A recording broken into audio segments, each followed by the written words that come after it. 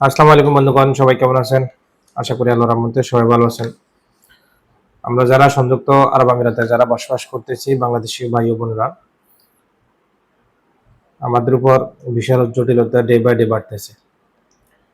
এমনিতে মরার পর ঘাড়ার গা ছিল, নর্মাল বিষয় বন্ধ, এর ভিতরে ট্রান্সফার বিষয় বন্ধ, এর ভিতরে রেনুয়ালে যে কয়টা ছিল রেনুয়ালের পর্যন্ত এখন রিজেক্ট আসতেছে। তবে দুবাইয়ের ক্ষেত্রে মোটামুটি রিজেক্টের সংখ্যাটা খুবই কম, এবং আদারওয়াইজ অন্যান্য স্টেটগুলোতে বিশেষ করে শারজা, আবুধাবি অন্যান্য সাইটগুলোতে একটু বেশি পরিমাণ আসতেছে। তা আসলে আমাদের এই পরিস্থিতিতে অপেক্ষা করা ছাড়া কোনো ওয়েব আমাদের নেই। আমরা মনে করি আমরা যারা এখানকার বাংলাদেশি ভাইয়া বোনেরা বসবাস করতেছি, বা যারা ট্রাভেল এজেন্সিতে কাজ করতেছি, বা ড্রাইভিং সেন্টারে কাজ করতেছি, বা ট্যুরিজমে কাজ করতেছি, তাদেরকে আরো সতর্কতার সাথে চলাফেরা বা সতর্কতার সাথে কাজকর্ম করা, অথবা যারা আমরা এখানে লেবার অন্যান্য কাজে জড়িত, সবাইকে নমনীয় আচরণ।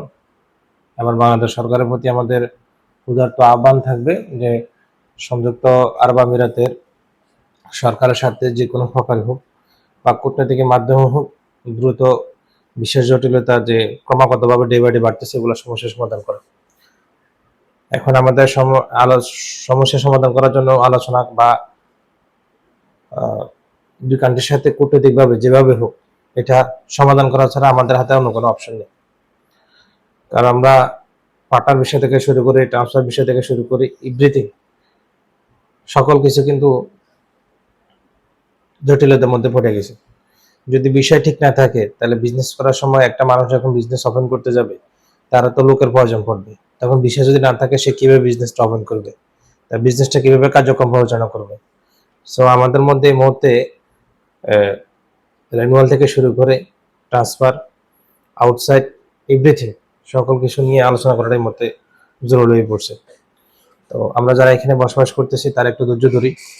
অলরেডি তো সবার অনেকে ফান চলতেছে, আমরা একটু ধৈর্য ধরি এবং ধৈর্যের সাথে এটা কিভাবে দ্রুত মোকাবেলা করা যায় আমরা বাংলাদেশ সরকারের মধ্যে আহ্বান করি, তারা যেন এই বিষয় নিয়ে দ্রুত আলোচনা করে। তো সবাই ভালো থাকবেন, ইনশাল্লাহ আমরা নতুন কোনো যদি আপডেট থাকে অবশ্যই আপনাদেরকে জানা দেব।